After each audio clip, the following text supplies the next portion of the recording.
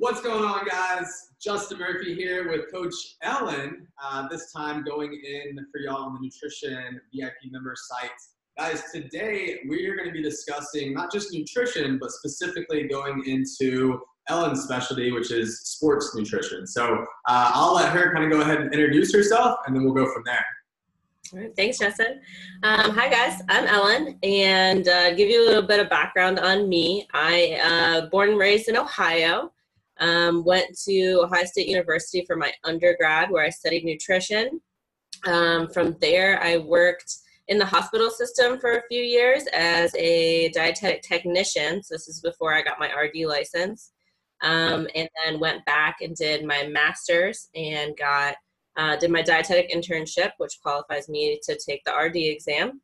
So did that, became an RD, stayed in the hospital setting for another couple of years. I moved down to North Carolina, worked in the UNC hospital system there for 2 years, and then got an opportunity to move over to North Carolina State University and work in their athletics department and really kind of dive all the way into sports nutrition, which is something that I've always kind of practiced in the background in addition to my clinical stuff. I've always been active, more of a high school athlete. Didn't really do any sports in college, but continued to stay active, work out.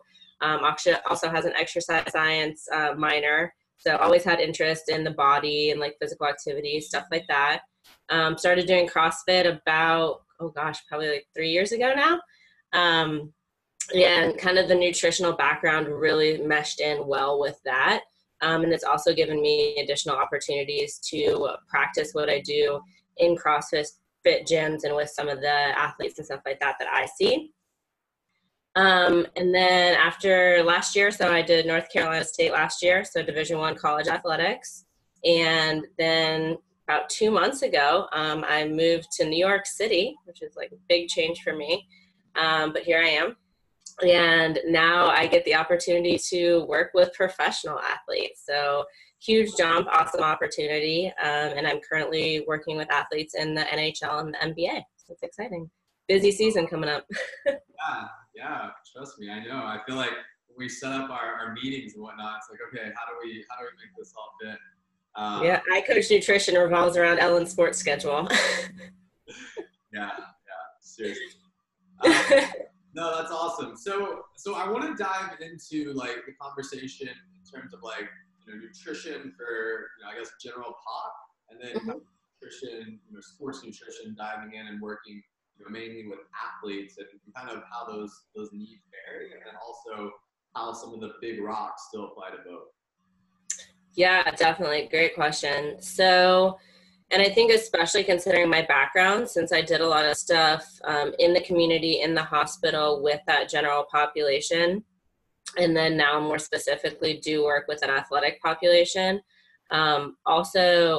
This past, like 6 months ago, less than that, I took my board certification to be a specialist in sports nutrition. So to do that, we have to have 1,200 hours of experience working with athletes.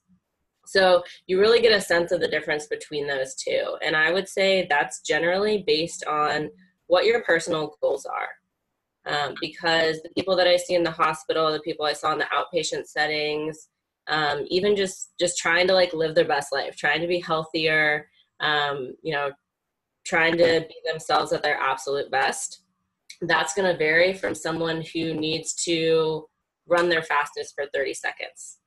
So I think it all kind of comes down to those personal goals for things. Are you trying to feel better? Or are you actively trying to compete, and do you have a more specific goal in terms of, I want to lift this much weight, I need to run this fast for this amount of time, or I need to compete 3 times a week for an hour. And those kinds of things dictate what your nutritional goals are going to be and what your nutritional plan is. So the more specific those goals are in terms of athletic performance, the more specific your nutrition needs to be, especially on a scheduled basis. Yeah, no, that's a good answer. So what do you see like as like in athletes specifically, since we're kind of sticking with that subject, maybe this, you know, most of the people watching this are obviously, you know, just general pop, right? Like, just like you and I, like, we're just trying to live our best life, right? Not necessarily go stand on a podium or go to the Olympics. So like but for these parents, right? Or even these young athletes that are watching, like the ones that are going through, you know, middle school, high school sports, even into college sports, like what are some of like the most common issues that you see in athletes? Yeah, definitely. And I think working at multiple levels, I see the same issues across the board. And most of those, I would say, number one is hydration. So that's something that's going to affect you at every level, no matter what. And this is from general population all the way up to being an athlete. So at 2% dehydration is when you're going to see performance deficits. But even at 1% is when you're going to start to feel thirsty. It's when you're going to start to feel tired. Even maybe that thirst is going to make you feel hungry because your body is sensing that you need something. So a lot of time, even in the general population, I say if you're getting hungry a lot throughout the day, check your thirst, you know, see how long it's been like since you've had a drink of water. Because a lot of times, even myself, I get so caught up in like working throughout the day and what I'm doing. Even if my water bottle's sitting right there next to me, sometimes I don't even notice it for a couple of hours. And I know we posted some stuff on hydration a little bit ago, but just kind of like common goals for that.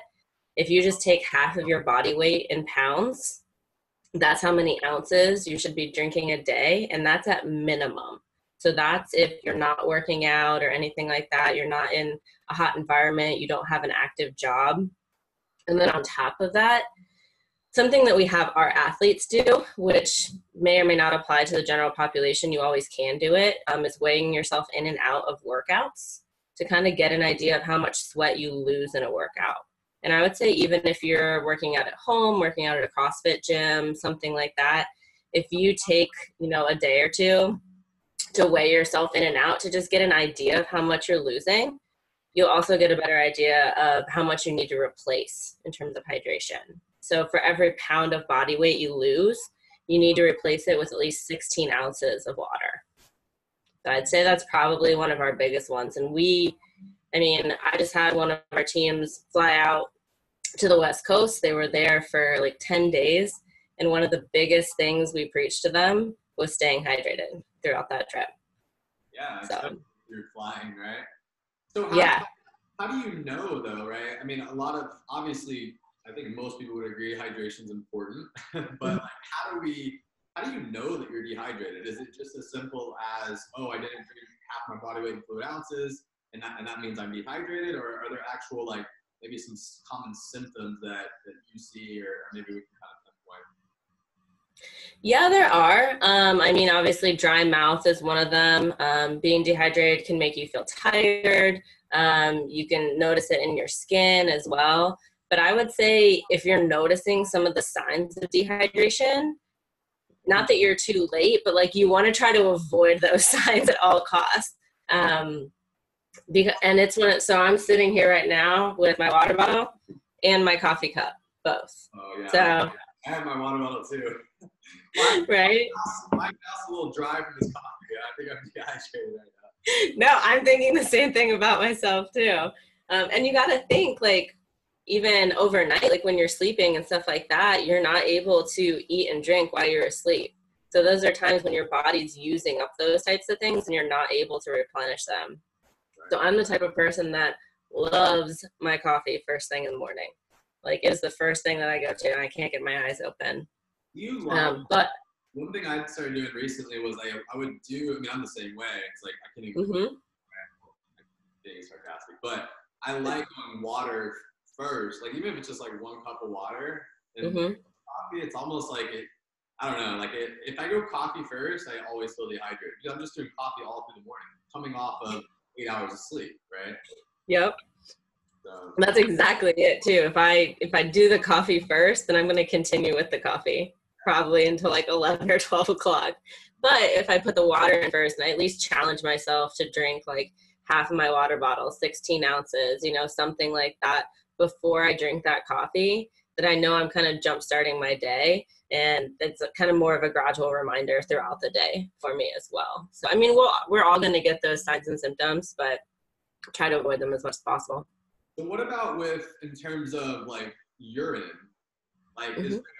do y'all talk about that with athletes, or is this something that, if I have like, my son or daughter that's going to be here in February, like eventually they're going to be playing sports, like, can I come like, peek over the shoulder and like notice urine, and that's a sign that there's dehydration during football, during the summers? Like, how is there any validity, or is there anything that we can look into there? Not to say I want you to go look at your kids being, but Yeah, definitely. And I mean, that's always something that you can kind of teach them as well, because that's a pretty common thing. I mean, as a parent, you're going to notice if they're asking for water, or, dry mouth, that kind of thing. But you can even kind of make a game of it, because really the ideal urine color is going to be a light yellow.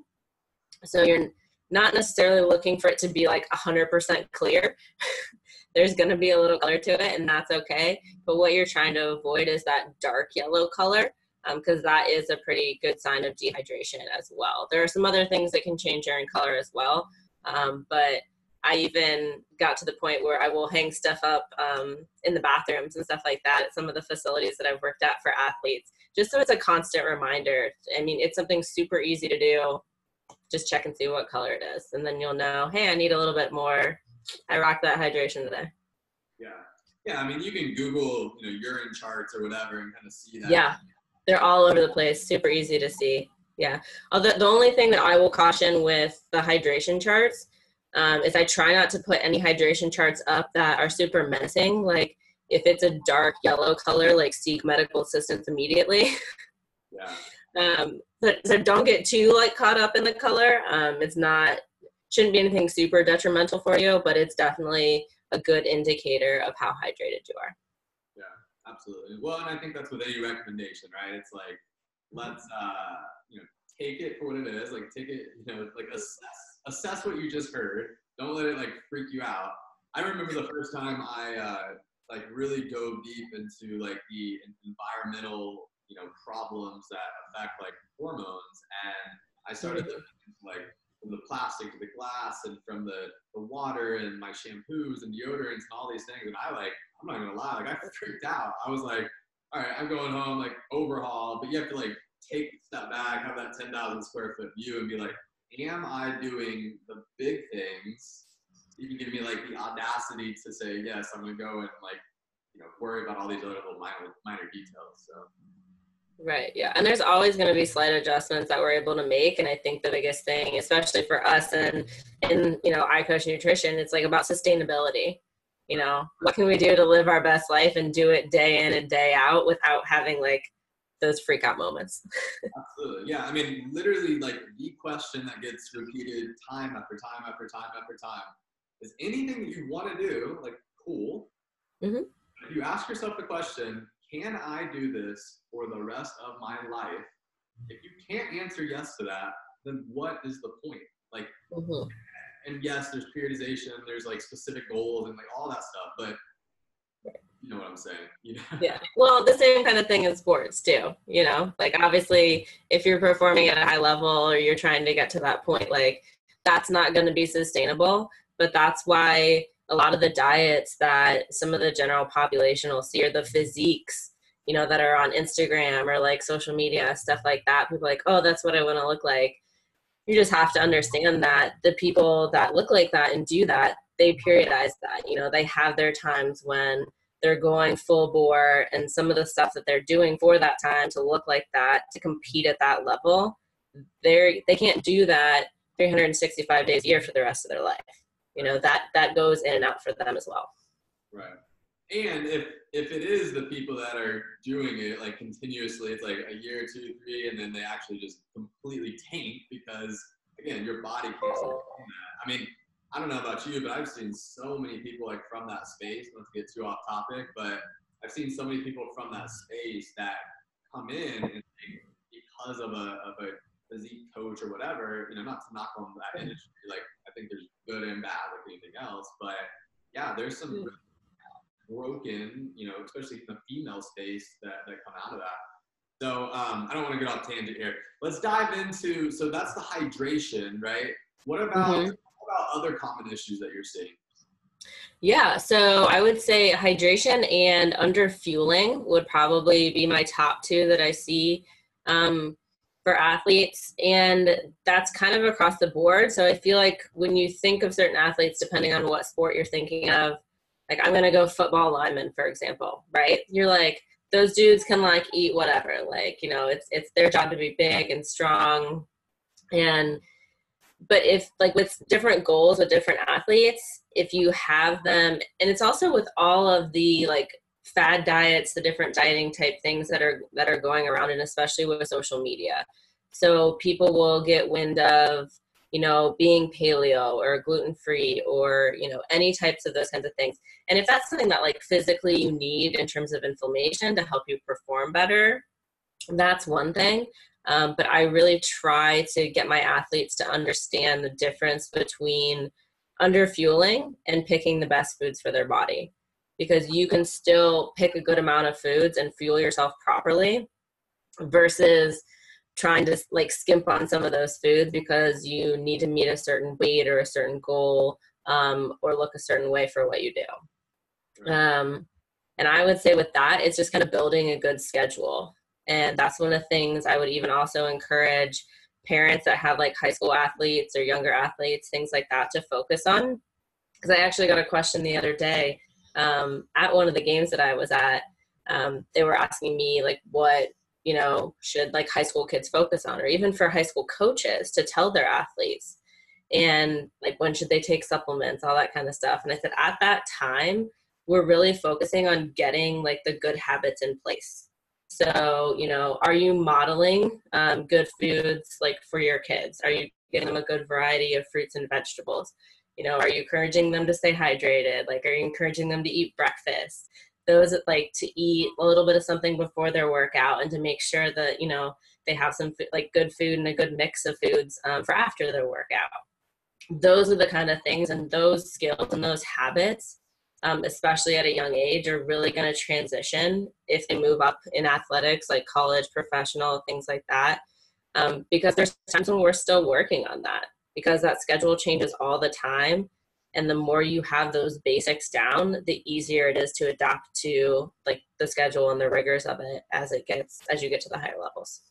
Yeah, absolutely. And I think that's such a big piece. Like that's one thing that a lot of people don't even think about, is that like, especially in the schools, how that schedule is changing so much. And that's why like I love the whole idea of like nutritional periodization, not just for athletes, but for everybody, because it gets them to start to understand the process of, you know, hey, like if you have all these varying goals, like that's cool, we can attack them, but like maybe we just don't do it all at one time. Maybe we do it throughout a year, and then that way, you know, at the end of the year, you still accomplish your goals. You just didn't try to do like the all or nothing approach towards it, you know? Yeah. So like with underfeeding, I mean, you know, and we see this a lot even outside of athletes, it's this concept of like under eating essentially. So how do you, like with athletes, you know, with adults, it would be, hey, like you need to have an understanding. We need to create awareness of like food quantity, right? Like if you've never gone through the weight or measured or any of that stuff before, like you got to create some type of awareness. So with kids, with athletes, like that's so interesting. I mean, it's kind of like, because I highly doubt anybody's logging their food on MyFitnessPal or measuring food or anything. So how do y'all go about tracking the quantity side of things and assessing it? Yeah, definitely. So we actually do use like trackers and stuff like MyFitnessPal's, like in the collegiate setting we did, and even some into my elite athletes as well. But I can't use a tool like that, like you said, if the basics aren't understood. So let's say you had, you know, I have someone who had a piece of salmon and rice and like broccoli for dinner, right? Super basic meal. But if they don't know what 4 ounces of salmon versus 6 ounces of salmon looks like, and they're just putting that in MyFitnessPal, like they're not going to know which one to pick. Right. So I like to use, I have a handout that I use that has like common household things that you can compare to different serving sizes. And also I like to use the hand example as well. There's been something I've noticed with that is for different athletes, you're going to have different size hands, right? So I'm a pretty tiny person. I'm 5 feet tall. And so I have a pretty small hand. And when I use this example for some of my NBA players that are over 7 feet tall, their hand's going to be a little bit bigger than mine. But the thing that I've realized is that they also need more fuel than I do. Their bodies need more. So even if you use the hand comparison and it's someone of a different size, that's generally going to fit their needs as well. So usually like a fist size is going to be about a cup. We usually, like there's a little bit of a palm that's going to be, I think about a half a cup there. Your thumb is a tablespoon. So if you're doing it for like peanut butter, like 2 thumb type servings is going to be about 2 tablespoons of peanut butter, which is usually the serving size on the label. And I also like to teach kids and athletes, you know, at all levels, a little bit about reading the food labels too.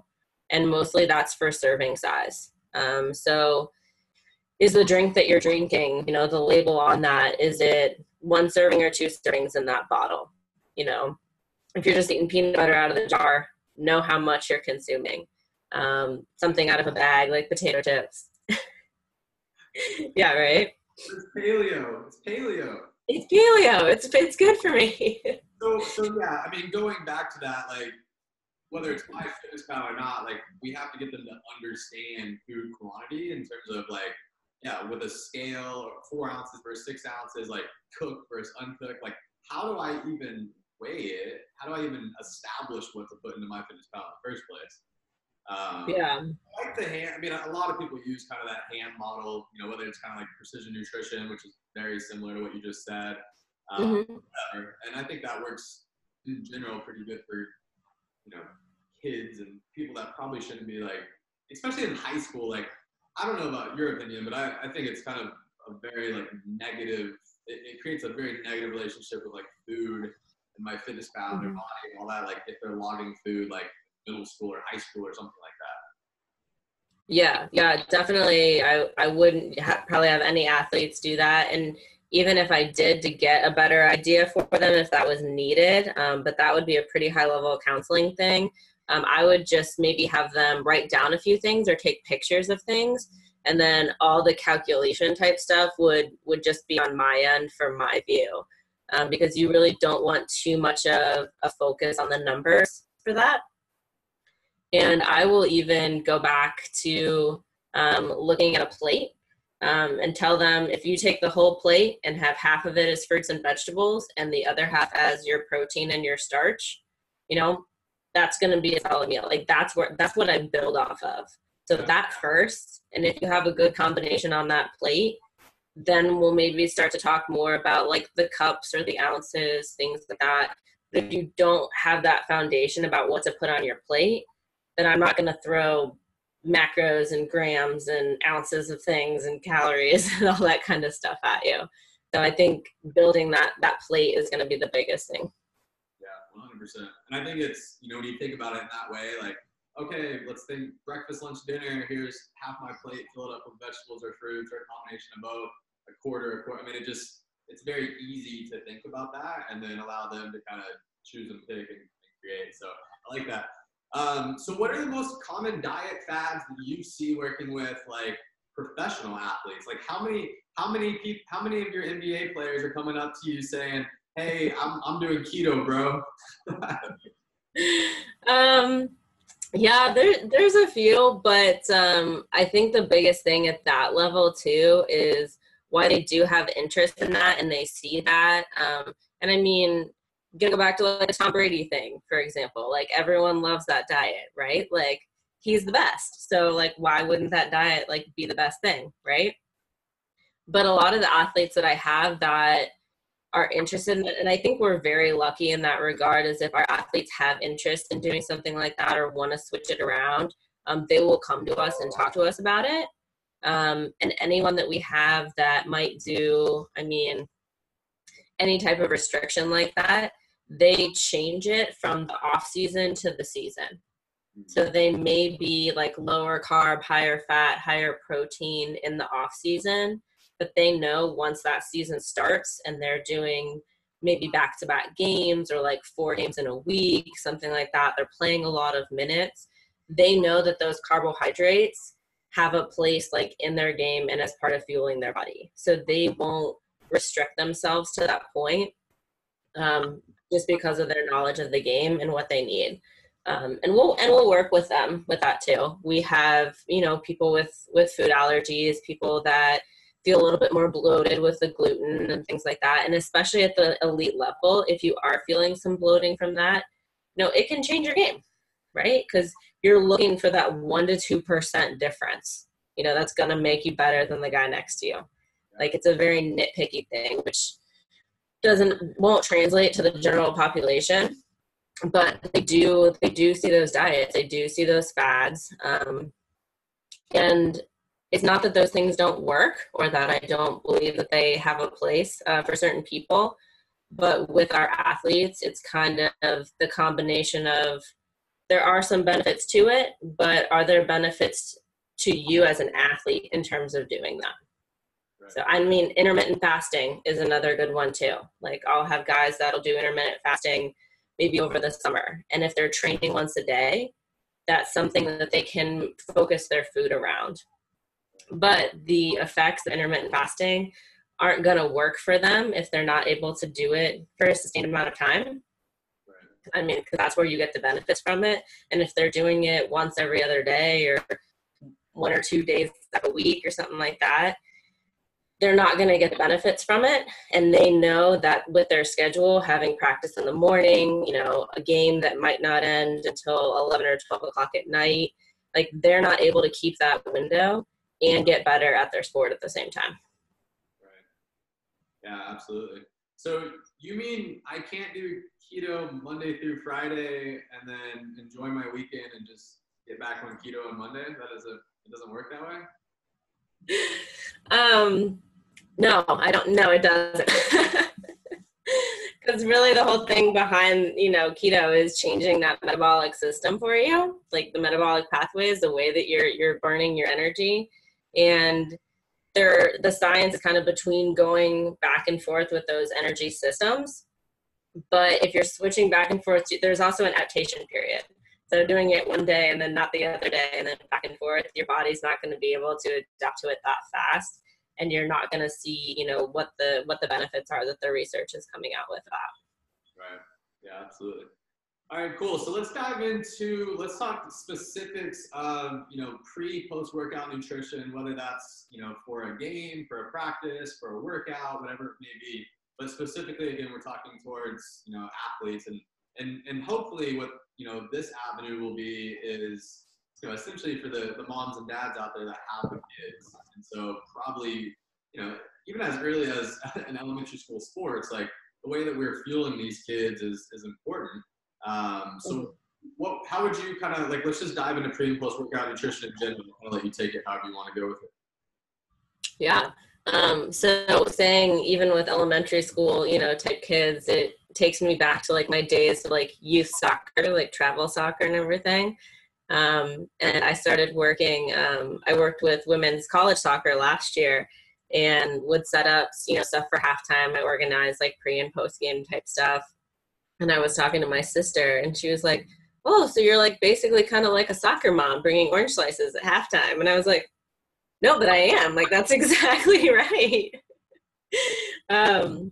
So it transitions throughout all levels. It just differs on who's bringing the orange slices at halftime, I guess.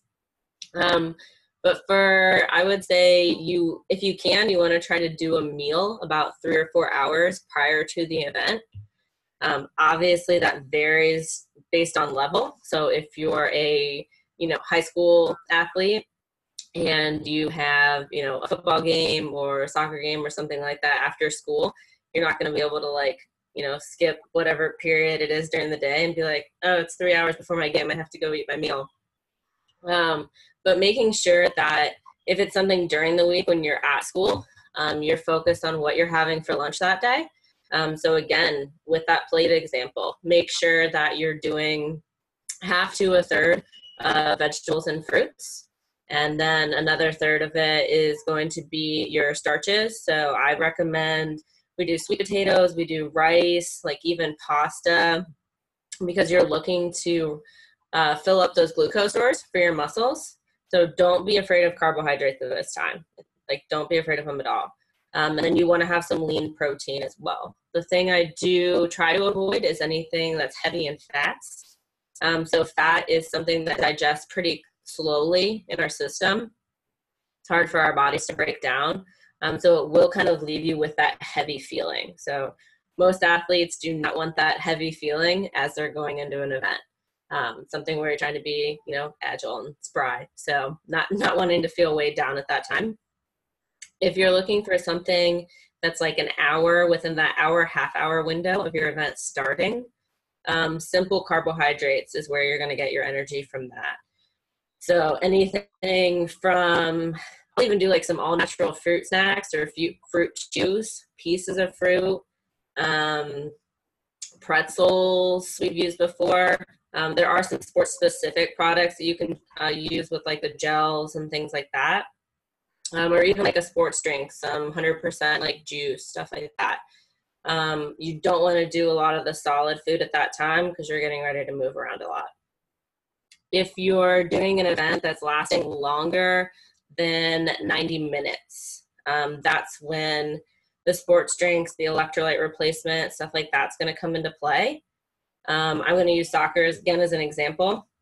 If you're playing a lot of minutes throughout that, something where you have that halftime period, or even in basketball, like hockey, you know, any of those sports as well, we'll have like some of those simple carbohydrate snacks during those break times throughout the game.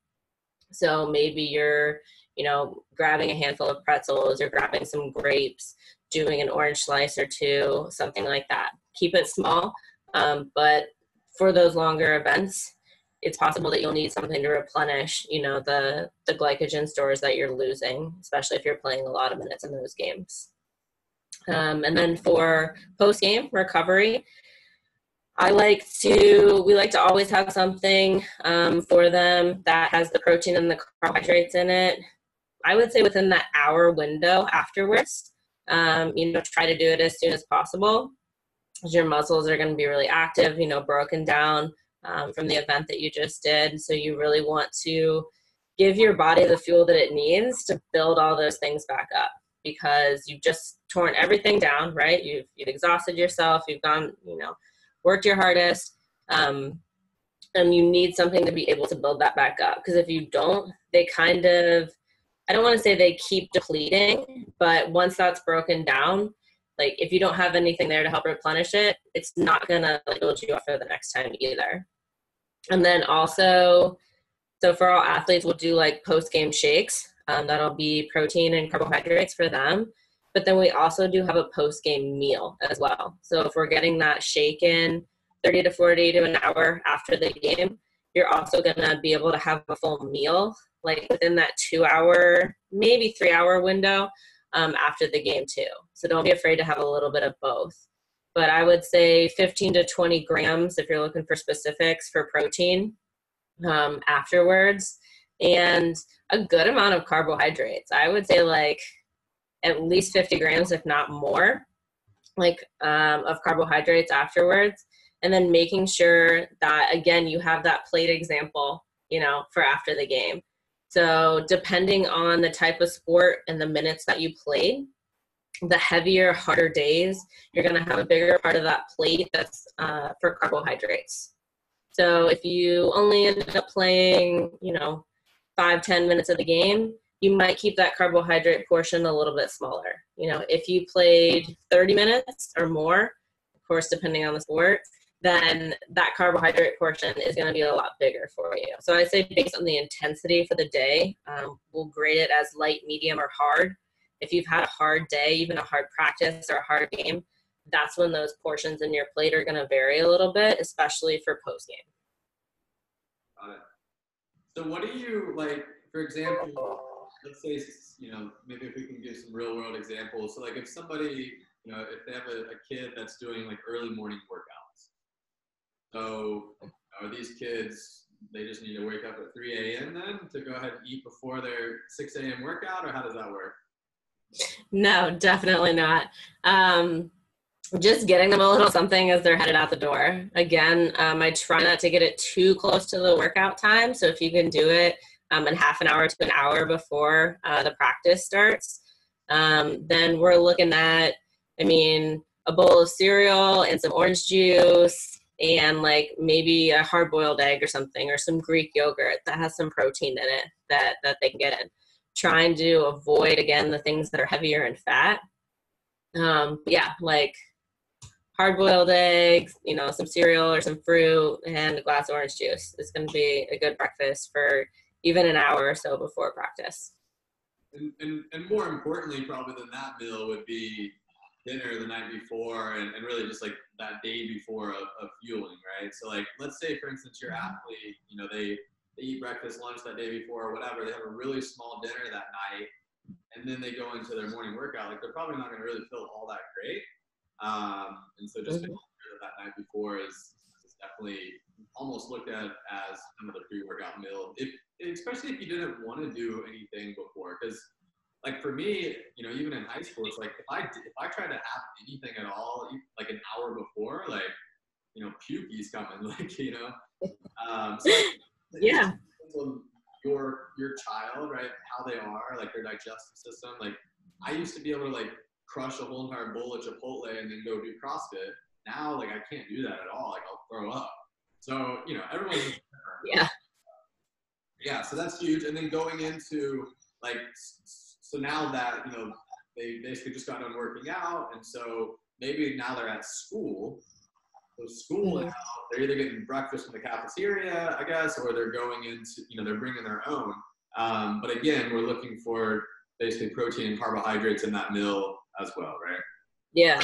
And I mean, that's kind of where, especially I would say for like high school athletes, like parents, that kind of thing, that's where kind of those habits are instilled, and that little bit of preparation can go a long way. And I mean, yeah, as a parent, you're going to want to do that for your kid, but even for yourself, I mean, it's still something that I struggle with sometimes too. Like if I'm not prepared for my day, then that's just setting you up for failure, right? And it's the same way, even, so I'll even go with like for a professional, like college athletes, like we'll have off days, right?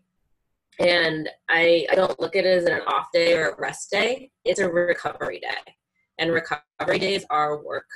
I mean, it might not be a day where you're practicing or lifting or doing something active, but your body is working very hard to recover. So it doesn't mean that it's a day to, you know, eat that one giant meal or not stay hydrated or something like that. So just as you were saying, the days leading up to an event, the night before, you know, the meal after, you know, all of that stuff is going to come into play.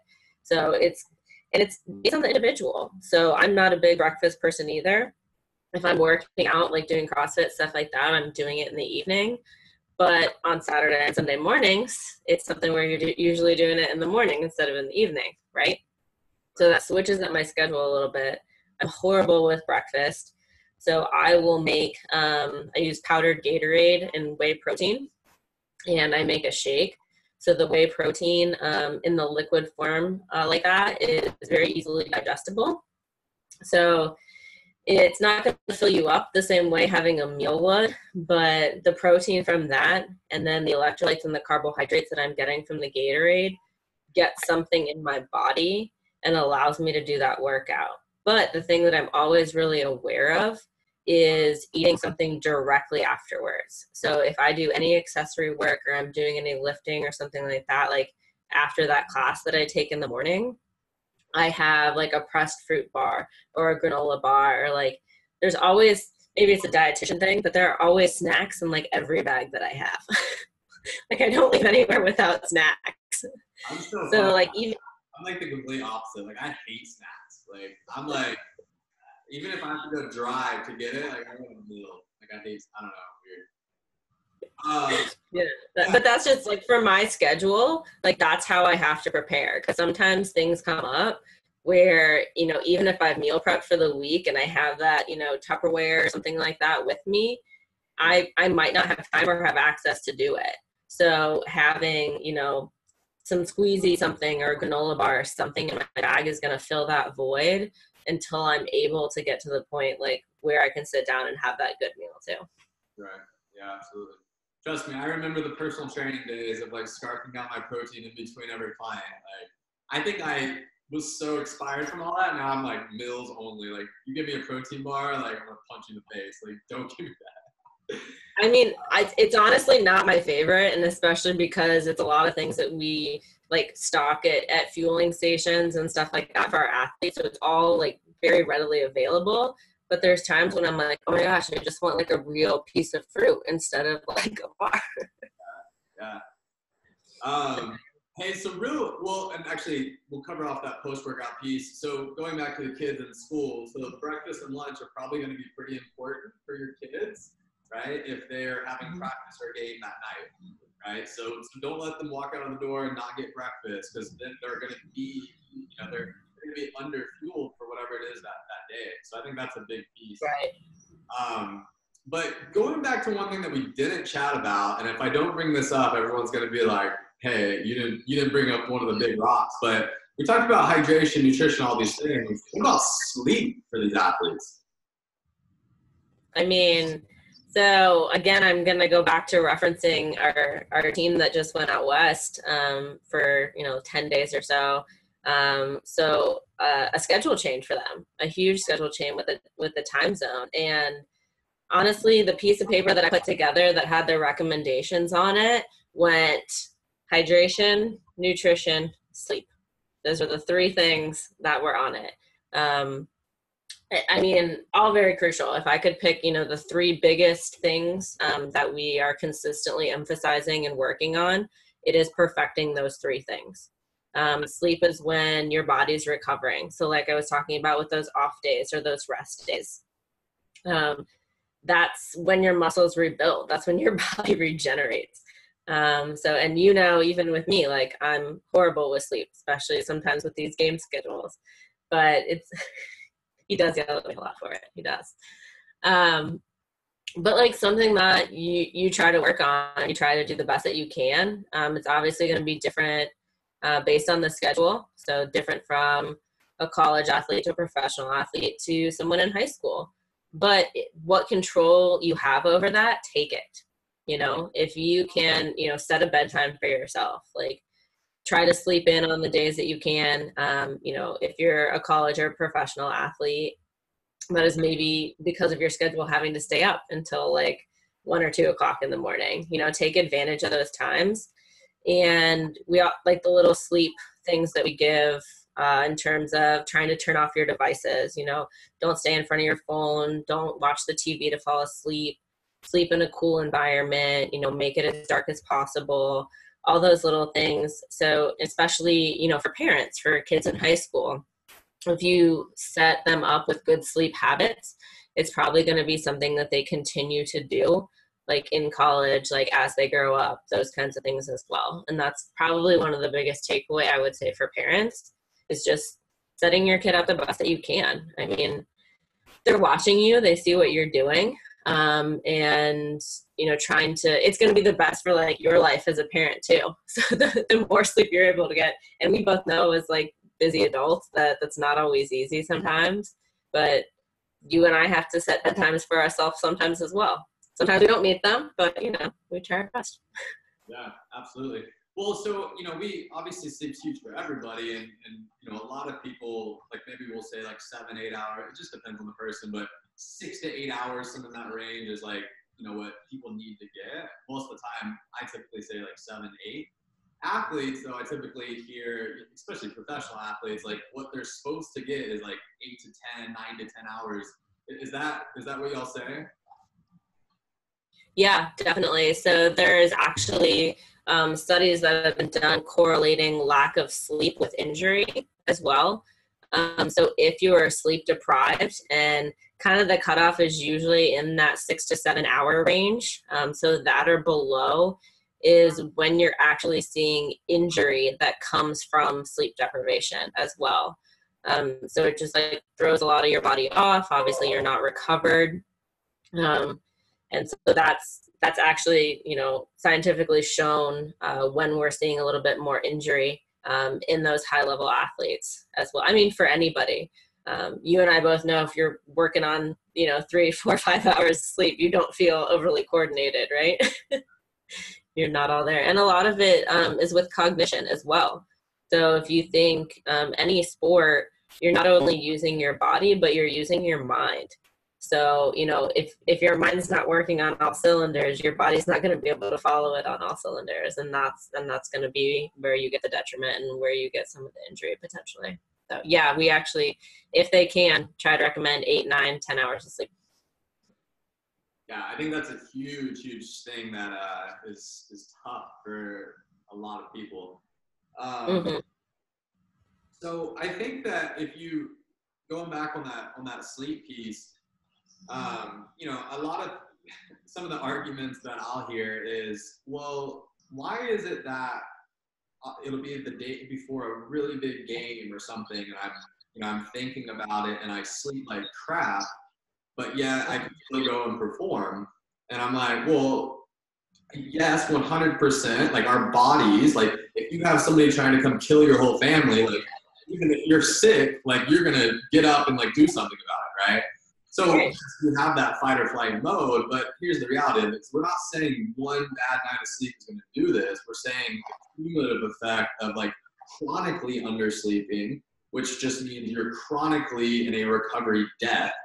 And then that's what leads to injuries and everything else. So cool. That's interesting because we actually just did a recovery talk this week, and part of the recovery piece obviously was sleep. And one of the guys was asking, well, like, what if I'm doing back-to-back games and, the game the night before is ending at like 11 o'clock and then we have to be up at 6 o'clock to get on the plane or the bus or whatever, because for my schedule, then I'm only getting like 4 hours of sleep, right? Yeah. And the same type of thing was reiterated to them as well. Like, you can actually kind of like bank on some of that sleep too.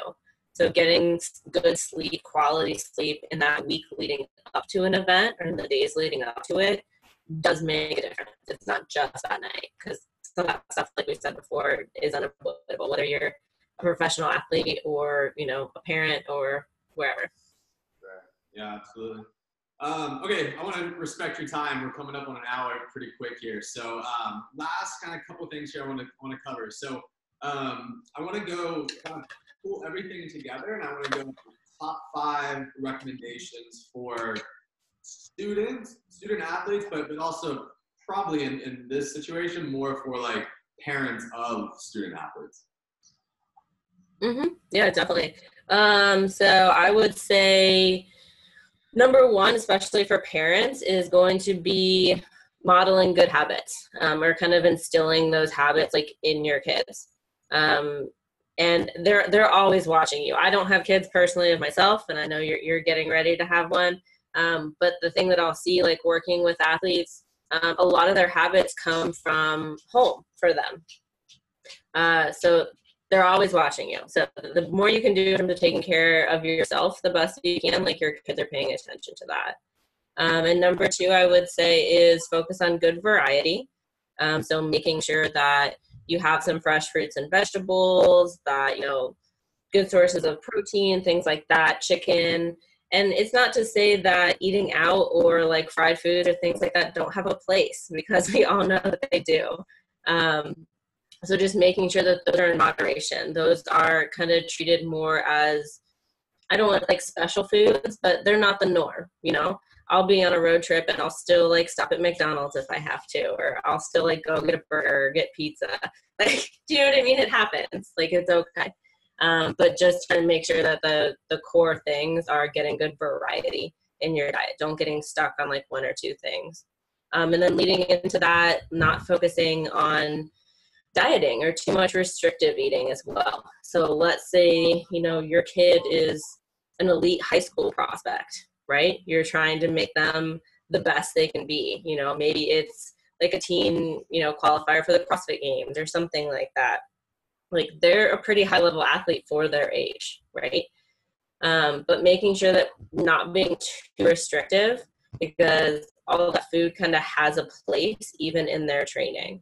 And I call it more fuel. Like, are you fueling your body for what you need? So try to avoid, no, you can't have this, like this has too much fat in it, you know, that, this, that, or the other, but just focus more on the positives, and the things that you know are going to be good for them. Like, here's some protein, here's some good fruits and vegetables. Like, let's try a new vegetable today, cooking a different way, stuff like that, versus the things that they can't have. Beverages are a really big one as well. I know, especially with kids, we get into the sodas and the juices and the sweetened beverages. So I would say limiting those is going to be on my top 5 as well. Making sure water is the main focus. We're doing like 100% fruit juices. Some of the sports beverages, again, will come into play after a long event. So I'm going to go with over 90 minutes, but using that for a sports specific event. You know, Gatorade is not meant to be an everyday, like breakfast, lunch, and dinner type of beverage. So limiting the sugary beverages if you can. And above all, I say having fun, you know, like food is fun, being active is fun, you know, exploring, you know, new foods, different things, like all of that should be an enjoyment for you. So especially as a parent, you know, making sure that your kids grow up with that positive image of food and fueling, and that they enjoy it. They enjoy their activity and they enjoy putting good stuff in their bodies, you know, so they can be active. Yeah, absolutely. I love that. Yeah, I think one of my favorite things to say to like sum a lot of this up into like one sentence is like, eat good quality food in quantities that support your lifestyle the majority of the time. You know, it's like, and then that gives that, like if I took my calorie number or whatever per day, right, and I multiplied it by 7, right, and then let's say I have like the 80-20 approach, right? I was just going to comment on that, yeah. I could technically go to whatever that total calorie number for the week, multiply it by that 20%, and like if you look at it, you're going to be shocked by the amount of number, you know, like let's call it 2,000 or 3,000 calories or whatever it is. And, you know, I'm not saying, hey, go have a cheat day or whatever, but I'm just saying, hey, like it gives you a peace of mind as to like, quit obsessing over the one donut you eat, bro. Like you're going to be okay. Right? Yeah. If your main focus is on like quality foods, you know, then you're going to be all right. It's okay. Absolutely. Well, cool. Where can everybody find you at? Where are you at on the social medias of the world? Yes. Well, more importantly, you can find me on the iCoach Nutrition website. So taking on new clients here. So excited to get started on that. Also on social media. So Instagram, majority of my stuff is on there. It is more than just rice _RD_iCoach. Rice is my last name. So that's a play on my dietitian and my name, creativity. I'm also on Twitter. I had to write that down. erice_RD is my Twitter handle. Don't do as much on there. So if you're a big Twitter person, don't be surprised if you don't see me blowing that up. But it is out there and there are a few things on it in terms of information as well. So. Awesome. Well, cool. Well, thank you so much for taking the time. I'm going to go ahead and cut us off and record here, and then we'll Okay. follow up.